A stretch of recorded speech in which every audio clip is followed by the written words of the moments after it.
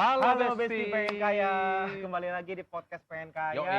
Hari ini bersama Dadu Darwin dan Andrew. kita masih di TMK Studio Yes, dan TMK TMK Studio. Coffee dan Sisa. Jangan lupa main-main mampir sini Taman Sari Lipo Karawaci. Jangan lupa ya. Sama kemarin kita lanjutin nih, kan? Kemarin tuh obrolannya tuh seru banget sama Bro Busur. Semua nih pada mau jadi anak panah yang diterbangin melejit. Der. Kayak Kita gitu. semua pengen dibikin kaya nih sama Busur. Iya. Nanti boleh follow lah TikTok apa? TikToknya Celoteh Budi. Coloteh Budi. Celoteh Budi. Ya, di segmen kali ini kita akan mendengarkan kisah inspiratif dari seorang Busur. Ya. Jatuh bangunnya seperti apa? Karena dari awal kemarin segmen sebelumnya itu kita lihat orangnya positif banget ya. Iya. Seseorang yang sangat positif sekali. Apakah pernah mengalami kesusahan gak sih dalam hidupnya? Ya. Ya pernah mengalami kegagalan gak sih dalam Betul. hidupnya? Gimana sih cara bangkit kembali? Betul. Iya kan? Nah, halo Busur. Hai. Darwin, Andrew. Nah, Kayaknya aja enak loh. kalau di depan seorang ini profesional public speaking, vokal tuh harus yang bagus loh, bro. Ya. Apa kabar, bro? Coba dilatih lagi, diulang lagi. Apa kabar, Bro? Apa kabar, bro? Wow, luar biasa baik loh, masih gila ya. Sehat-sehat Bro. semua. Yes. Gua pengen tahu nih. Kan di segmen sebelumnya kan gua ngeliat lu orangnya positif banget ya. Ya, positif vibe. Vibe-nya sangat positif. Amin. Vibrasinya enak deh semuanya gitu. Tapi gue pengen tahu dari seseorang yang sangat menginspirasi kita berdua nih, dari seseorang yang sangat positif vibe gini, pernah nggak sih mengalami yang namanya down, kesusahan, terus pernah nggak sih mengalami yang namanya keterpurukan? Kalau misalnya pernah, sharing dong gimana? Bro, Tuh. ini kan baru mulai. Baru mulai langsung diajak lu nanya- terpuruk lu. Nanya buruknya dia, Nggak Bro. apa-apa. Langsung lu ya. Profil dirinya terakhir. Profil diri Beda. terakhir. Oh gitu ya.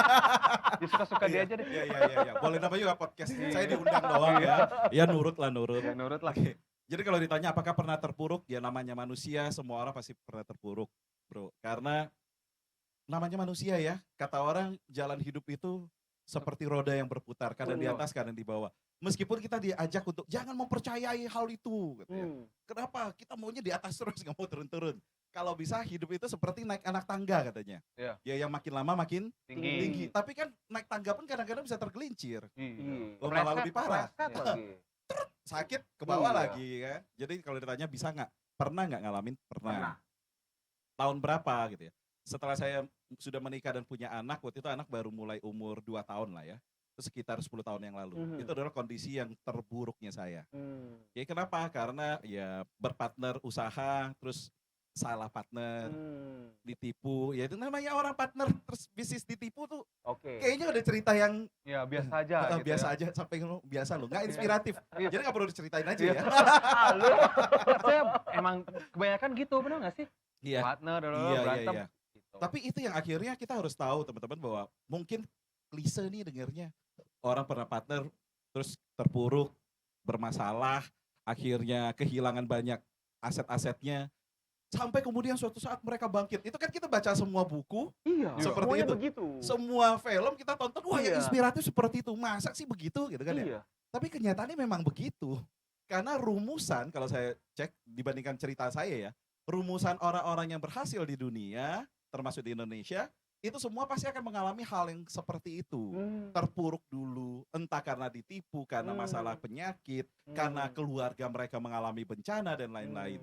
Itu pasti akan terjadi. Kenapa? Karena itulah proses yang Kehidupan. nantinya menguatkan kita. Hmm. Kita tuh begitu kejadian seperti itu, bisa lewat nggak nih? Iya. Ya kan? Kuat nggak nih ngadapinnya? Ya. Saya bersyukur sebelum saya mengalami itu, keterpurukan itu, ditipu oleh partner dan lain-lain, hilang banyak. Saya pernah membaca satu buah buku, ya, dan kemudian juga sering ikut seminar-seminar, baik secara online maupun langsung. Salah satu yang sangat menginspirasi saya itu adalah kata-kata yang dikeluarkan oleh Brian Tracy. Brian Oh, Brian Tracy. Tracy. Pernah tahu ya Brian Yes. Tracy ya. Beliau itu kan sangat jago di psychology of selling dan lain-lain. Nah, beliau tuh pernah ngomong begini. Tanyakan ke diri kita nih, boleh nih kita Yes. tanyakan ke diri Yes. kita nih. 2 pertanyaan yang sangat penting.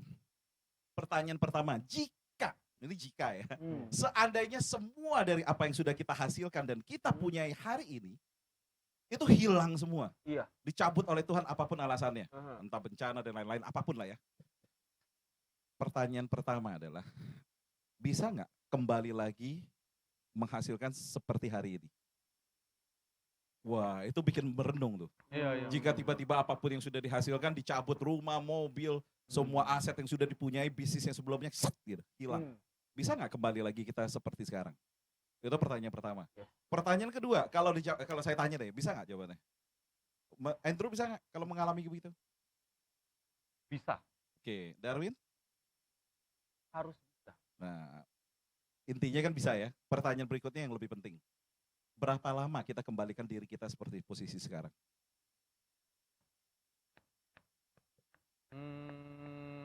Susah ya. Susah ini Renungkan nih. dulu ya. Ya, Renungkan susah dulu. ini jawabannya Teman-teman susah. Besti juga renungkan dulu. Susah. Karena itu adalah dua pertanyaan yang saya bersyukur saya sudah dapat itu duluan.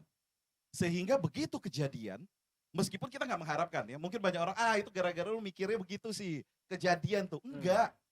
Tapi saya meyakini bahwa saya sudah siap dengan kondisi itu, sehingga begitu kejadian saya lebih tough, saya lebih kuat.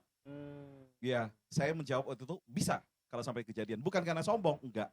Karena kalimat berikutnya yang jauh lebih penting sebenarnya dari Brian Tracy. Selama kita masih punya kemampuan untuk menghasilkan uang kembali, maka apapun yang pernah kita hilang, itu bisa kita kembalikan bahkan lebih. Wow. Jadi miliki kemampuan untuk bisa menghasilkan uang kembali. Skill kita nggak boleh hilang. Iya, relasi kita itu nggak boleh hilang. Meskipun mungkin kita punya bisnis, Ya. ditipu, bangkrut, ya kita kecewa, kita sedih, kita marah mungkin di awal-awal. Oke, tetapi relasi kita dengan orang lain itu nggak boleh hilang. Iya, Kepercayaan mereka ke kita, supplier, misalnya kita punya supplier, ya pelanggan kita itu nggak boleh hilang dari kita. Berarti kita harus menjadi orang yang benar dong, yang bisa dipercaya, yang nggak nipu. Kita boleh ketipu, tapi jangan sampai kita yang jadi penipu. Ya.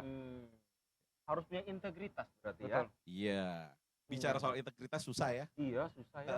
Berat banget. Tampil tapi di depan integritas. kamera integritas, Iya. begitu lepas hilang integritas. Ya, makanya gue bilang berat. Iya. Pada saat lu sekarang seorang busur udah di posisi seperti sekarang ini, ketika lu melihat ke belakang, bagaimana lu menyikapi kondisi-kondisi tersebut? Oke. Kalau lihat sekarang semuanya jadi indah. Udah pasti. berlalu kan? Sudah Iya, berlalu udah jadi berlalu. indah. Tetapi waktu ngalamin kan pasti sama ya. Kemarahan, Pasti ya, ada kemarahan. gak mau terima. Gak mau terima. Ya, merasa kenapa kok saya Kenapa ngalamin? gue gitu? Apalagi kalau ditipu, kenapa gue ketipu? Goblok Iya, banget iya. sih gitu. Iya. Perasaan gue gak goblok-goblok banget Iya. gitu kan. Banyak orang kan mikirnya begitu. Sekolah dulu lumayan, tapi kok bisa ketipu gitu. Nah, seringkali kita akhirnya menyalahkan diri kita sendiri.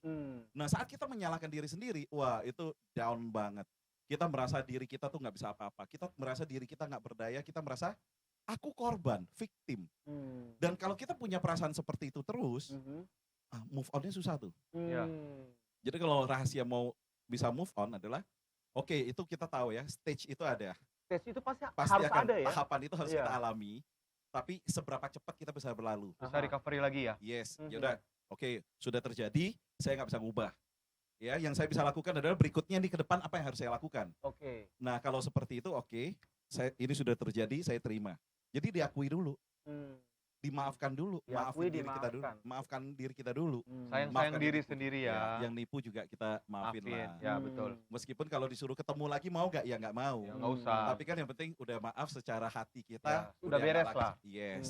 Nah, setelah itu baru mulai kita menata diri. Ya, kalau kita masih punya skill, kita masih punya relasi, kan kita bisa datengin relasi kita. Ya, kita bisa cari investor untuk mulai bisnis lagi.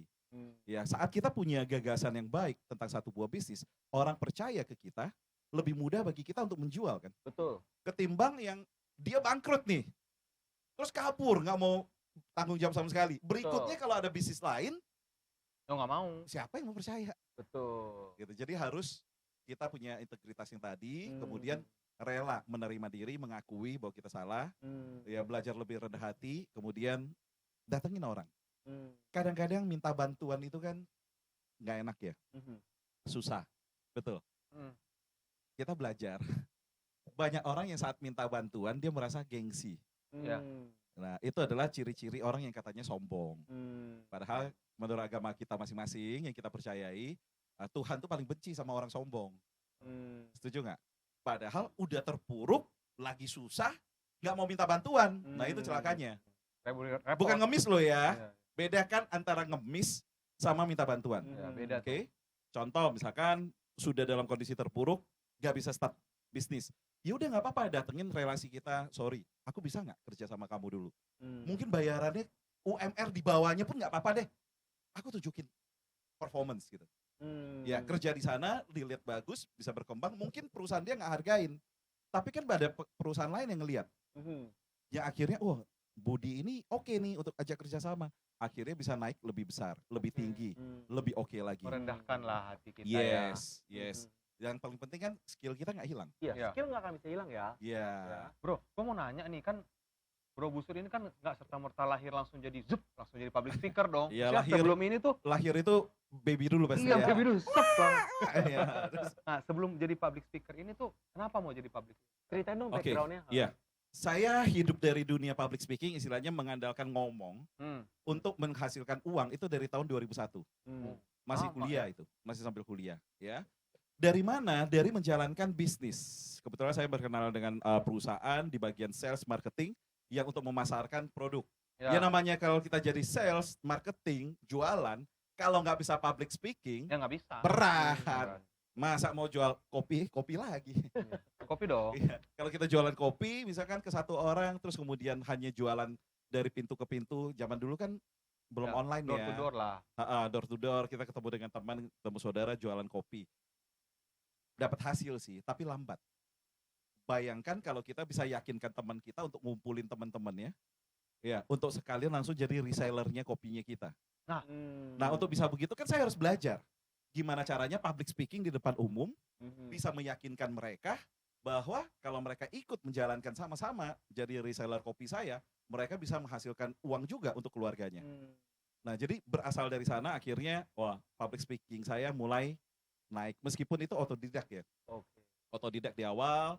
Dari sana saya harus melatih tim saya supaya bisa ngomong juga dong. Iya. Nah, dari sana mulai ngeliat, oh dia kurang ini nih, wah gestur tubuhnya kurang nih. Wah ngomongnya kurang pede nih, volumenya kurang gede. Minta dia naikkan volumenya dan lain-lain. Akhirnya dari sana jadi terlatih nih. Mereka jadi bisa public speaking, saya lebih tajam secara public speakingnya. Nah dari sana akhirnya mulai melihat, wow ternyata hidup dari dunia public speaking sangat memungkinkan. Ya contoh dibayar sebagai seorang MC, itu pun bantu teman. Ya, bantu teman kan biasa fee-nya jauh di bawah rata-rata ya. Tahun 2014-2015 aja untuk MC wedding kita bisa dibayar sampai 3 juta. Padahal hari ini banyak MC wedding yang bayarannya masih 1,5 juta. Jadi kalau kita punya skill, punya kemampuan, ya dan merasa bahwa bisa hidup dari sana, maka akan bisa hidup dari sana. Karena kita kuasain terus-menerus. Ya. Itu kira-kira. Nah, kenapa kok jadi tertarik public speaking? Karena dengan public speaking saya bisa ketemu banyak orang baru. Ya, dari yang malu-malu di awal, mudah-mudahan jadi malu-maluin, Ya. seperti pengakuannya. Ya. Akhirnya, karena dengan malu-maluin, ya dalam arti bukan malu-maluin yang negatif ya, tapi malu-maluin itu dalam arti adalah saat tampil dia bisa jadi dirinya sendiri, nggak takut lagi untuk dipandang, ih, kok dia begitu sih? Iya. Kok ngomongnya gini ya dia ya? Tapi jadi benar-benar menjadi dirinya sendiri, menjadi potensi dirinya itu bisa benar-benar muncul. Nah itu sebabnya filosofi Busur itu adalah helping people to achieve their best in life. Membantu sesama achieve their best in life. Jadi membantu sesama untuk meraih yang terbaik dalam hidupnya. Dia terbaiknya sebagai apa? Ibu rumah tangga. Gimana caranya jadi ibu rumah tangga yang terbaik? Dia adalah seorang mahasiswa. Gimana jadi mahasiswa yang terbaik? Dia adalah seorang sales. Gimana jadi sales yang terbaik? Ya, kan masing-masing orang perlakuannya akan berbeda. Iya. Case by case kita menanganinya. Berarti kalau kita nih, kita berdua nih Host. mau belajar nih Iya. kan kita Bisa, masih baru. bisa. Nanti ikut kelas Belajar. saya. Bisa dong. Jualan kelas langsung Iya ya. dong. Bisa, Bisa. bisa, Bisa. Bisa dong. Bro, bisa. kalau misalnya Besti pengen kaya, pengen kontak-kontak ke Busur, kasih dong tahu ID-nya apa, Instagram kah, TikTok kah, Oke, apa. boleh. Boleh follow saya di TikTok saya yang baru saya bangun dari akhir Juli kemarin. Bangga banget ya baru bangun ya. Iya, karena saya merasa cukup oke apa yang ada di sana. Ya, organik, tidak bayar-bayar ads dan lain-lain, tapi hasilnya lumayan oke lah ya. Saat ini bisa follow saya di TikTok saya untuk belajar bagaimana public speaking, baik untuk yang pemula maupun yang profesional ya. Di Celoteh Budi. celoteh Pakai Budi. H, pakai H. Iya, Celotehnya celoteh. pakai Iya, H ya, iya. celoteh Orang-orang yang suka Budi. berceloteh gitu ya. Celoteh Budi. Budi. Budi. Itu untuk di TikTok. Di TikTok. Oke. Jadi ada tips untuk pemula sama Mhm. profesional. Nah, bedanya apa Oke. public speaker pemula sama profesional? Ayo. Oh, kurang tahu ya? Ya, kurang tahu Kurang ya. tahu, Saya kurang tahu. bedakan. Iya, daripada saya Jadi salah yang jawab. public speaker profesional, dia dibayar saat melakukan public speaking. Mhm. Sementara yang pemula, dia nggak dibayar. Hmm. Contoh, dia kerja di perusahaan dia ngadain acara. Bro, lu jadi MC ya? Itu dia Oke. nggak dibayar misalkan. Oh. Nah, itu berarti dia pemula. Pemula. Oke. Meskipun mungkin public speakingnya bagus, tapi dia nggak menghasilkan cuan. Nggak menghasilkan duit. dari Perbedaannya sana. di sini. Iya, Fulus, fulus. Jadi Fulus. bedanya antara pemula sama profesional di mana? fulus. Fulus.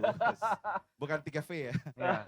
Oke, Tiga itu kan V udah di TikTok. Di Iya. IG-nya ada nggak? Di IG saya bisa follow di Leonardus Budi Suryanto. Leonardus Suryanto. Budi Leonardus Budi Suryanto. Langsung Nyambung tadi gua semua follow. ya. Nyambung Oke. semua. Ya Di bisa lihat lah Instagram. foto saya yang kurang caem di sana.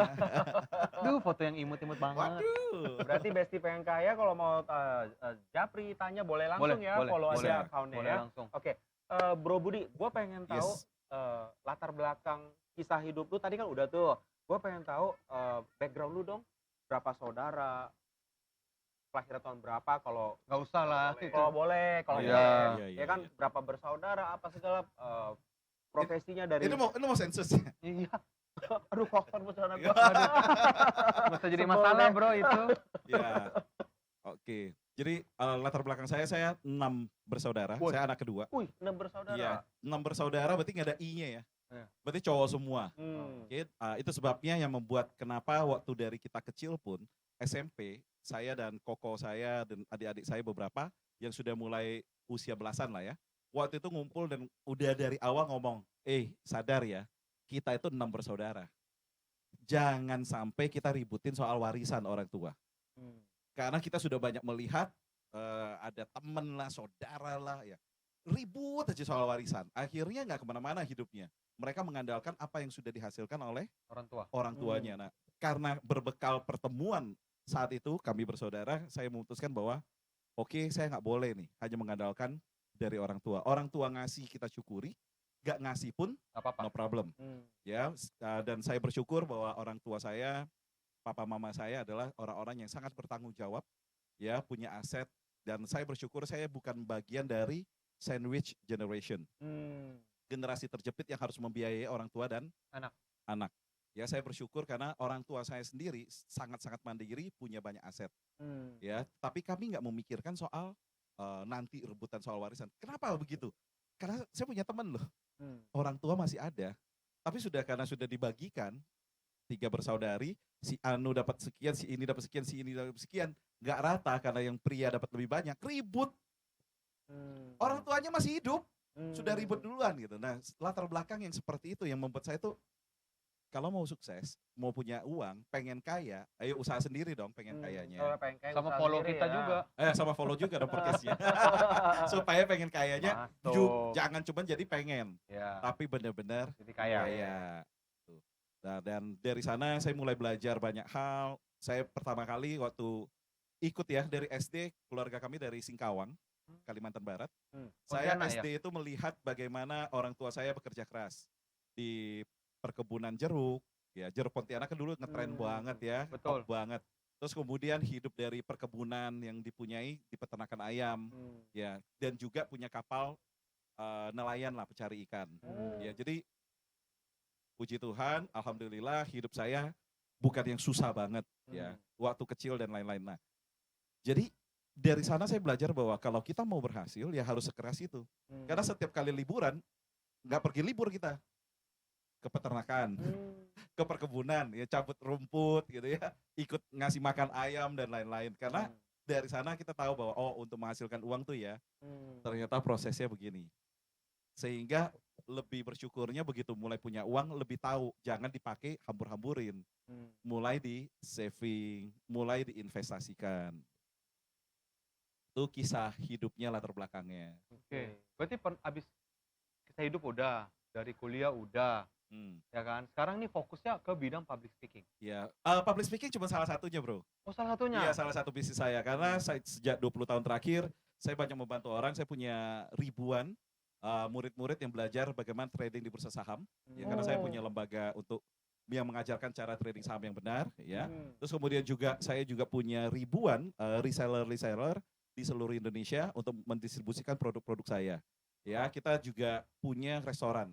Punya restoran Iya, juga. kalau misalkan ada teman-teman, boleh ya? Boleh, boleh, ya. boleh. Ada 3, sebelum pandemi kemarin kami mencoba untuk ngambil franchise. Ada 2 restoran Padang, 2 restoran yang sambalnya tuh sampai 17-an gitu. Hmm. Banyak banget pokoknya ya. Iya, iya. Nah, apa yang terjadi saat kita sangat agresif masuk ke sana, kami diuji dengan hilang semua uangnya. Jadi sekian M bangun satu restoran, sewa tempat ratusan juta, harus minimal ngambil 5 tahun, Iya. renovasi lagi, beli peralatan, itu bisa 2 M sendiri satu cabang. 4 itu hilang. Itu pada saat pandemik ya. Ya sebelum pandemi, terus kemudian kena pandemi hilang. Nah, Itu restoran Padang ya, Ko ya? Padang dan yang sambal-sambal itu. Akhirnya belajar dari sana, kami untungnya bukan tipe orang yang tadi kalau udah hilang kapok nggak berani coba lagi, trauma. Kita menganalisa kenapa kok sampai kejadian. Oke ya, kayak pandemi kan nggak bisa dipungkiri, siapa sih yang mau kena pandemi Ya, gitu nggak kan ya. ada. Oke, kalau memang itu udah hilang ya sudah. Next berikutnya apa? Nah, kemudian karena kami punya lahan di kawasan Pamulang yang untuk sambal-sambalan waktu itu tutup, ada partner kita yang ngeliat, bro, daripada itu lahan kosong, terus mulai ditempatin orang tuh, ayo kita buka restoran. Akhirnya kita mulai beralih ke restoran ala Sunda.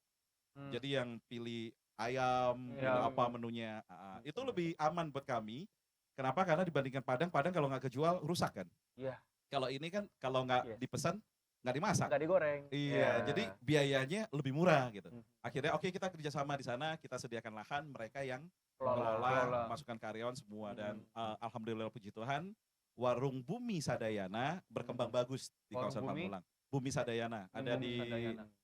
Instagram, TikTok juga ya. Terus kemudian dari sana kita mulai mencari partner, ya. Ada partner yang lihat, wah bagus nih. Kemudian ada lahan bagus di kawasan BSD, Jalan Victor. Terus dilihat, wah oke nih kawasan. Akhirnya mulai kerjasama dengan yang punya lahan. Buka cabang yang kedua, bagus juga. Terus ada lagi yang tertarik di Cipondo, lahan yang ketiga. Ini sedang proses keempat di Depok, di Sawangan. Wow. Jadi itu salah satu contoh usaha yang kita bisa lakukan. Nah, saat kita mengerjakan satu buah bisnis, kembali ke public speaking, itu penting nggak? Penting. Kalau bisnisnya bagus, ya kita nggak bisa presentasikan, orang nggak tahu. Kalau orang nggak tahu, orang nggak kesana, ya dia nggak bisa ngelihat bisnisnya juga bagus buat mereka, mereka nggak akan jadi investor kan Iya, sama betul. kita. Gitu. Jadi itu salah satu hal yang penting untuk kita kuasai. Nah, celakanya produk bagus pun, bahan presentasinya ada, tapi kitanya sendiri gak menguasai cara membawakan yang baik dan bisa meyakinkan orang, orang juga cenderung gak percaya. Iya, betul. Berarti harus menguasai produk juga ya. Produk. Yes, pasti. Dan pastikan produk kita bagus dong. Halal, produk kita aman. Ya, sistem bisnis bagi hasilnya tuh oke, adil. Ya, karena contoh ya, restoran Sunda yang kita miliki itu, pembagian hasilnya dari hasil bersih, itu 40% untuk karyawan, dibagi rata. Jadi nggak sistem gaji. Berarti kan operasional bisa lebih tertekan lagi, bisa kita tekan di sana. Ya, kemudian 10%-nya untuk pemilik lahan. Karena lahannya kan lahan kosong terus dibangun. Ya, yang bangun siapa? Investor. Nah, investornya itu mendapatkan berapa dari sana? Mendapatkan 35%. Yes, jadi dari total keluar dana 100%, tapi dapat hasilnya 35%. Nah, 20% itu adalah untuk pengelola dan pemilik mereknya yang mengembangkan. Oke. Dibeberin semua. Iya. Biar nanti siapa tahu Pesti pengen kaya, Itu mau bisa lebih kaya belajar lagi. kita. Iya. Bisa jadi masuk ke sini. investor Ini ada juga. peluang loh, ini Iya, peluang. betul. Boleh. Gue sih suka loh kalau ada peluang bisnis Iya. kayak gini loh. Oke. Ya, punya lahan. Kebetulan belum Langsung saat mau ini. dibangun nih ya, langsung mau dibangun. Oke bro, closing Yes. statement nih Oke. buat kisah inspiratif di podcast Pengen Kaya. Ya, ada nggak sih yang ingin Bro Busur sampaikan kepada Besti Pengen Kaya nih, bagi mereka-mereka yang sedang mengalami pergumulan, sedang mengalami di titik fase itu loh, kehancuran, proses itu, ada nggak wejangan-wejangan atau tips lah buat Berat ya, jangan ya. Jangan loh. tips ya supaya lebih cepat recovery, lebih cepat bangkit kembali, naik kembali. Silakan. Oke. Besti pengen kaya dimanapun berada, orang mengalami kesusahan itu wajar. Banyak orang yang dalam hidupnya mereka pasti terpuruk. kadang-kadang kita mungkin merasa itu nggak adil buat kita. Kita merasa bahwa itu nggak benar. Karena saya harusnya punya rezeki, punya berkat yang harusnya jauh lebih besar dibandingkan orang orang lain karena saya orang baik. Mungkin teman-teman merasa seperti itu. Tapi percayalah bahwa apa yang kita alami itu bukan untuk menghancurkan kita. Apa yang kita alami itu akan justru menguatkan kita dan membuat kita tuh naik level jauh lebih tinggi lagi. Sekarang cuma satu kuncinya. Kalau kita terus-menerus berpikir bahwa saya adalah korban, victim dari keterpurukan yang ada. Gara-gara pandemi ini, gara-gara bos saya, gara-gara partner saya, gara-gara pasangan saya. Kalau kita hanya terus menyalahkan orang lain karena kita victim, hidup kita nggak kemana-mana. Saya mengajak teman-teman hari ini, kita berubah, bukan lagi victim, kita menjadi pelaku. Kita menjadi orang, subjeknya, bukan lagi objek. Kita ambil alih tanggung jawab itu. Terpuruk sudah terjadi. Mau sampai kapan? Ya. Mari kita udahi terpuruknya hari ini dan kita bangkit saat ini juga. Bukan karena kita kuat, tetapi kita tahu kita punya orang-orang sekitar yang menyayangi kita dan juga kita punya Tuhan yang Maha Kuasa yang jauh lebih mencintai kita. Itu kira-kira. Dahsyat. Yes, yes, yes. Ini dahsyatnya bukan merek ya? Iya, iya, bukan merek. Takutnya merek gitu. Yes, yes, yes, bisa asuransi, Bro. Ya udah. Jadi kita jangan terus-terusan jadi victim ya. Ya, ya. Belajar mengambil tanggung jawab untuk bangkit kembali. Amin. Ya Yes. kan? Ya, jadi mindset seperti itu harus dirubah. Jangan selalu menganggap diri sebagai korban terus, karena itu nggak akan membawa kita kemana-mana. Kita rubah perspektif kita bahwa kita masih punya peluang dan banyak orang yang menyayangi kita di sekitar kita. Kita harus bangkit. Bagi teman-teman yang sedang terpuruk, mari kita sama-sama bangkit melalui podcast Pengen Kaya. Amin. Nongkrong bareng. Kaya bareng. Kaya bareng. See you next Sampai week. Bye-bye. Bro, makasih. Thank Makasih, you. Bro. Foto dong.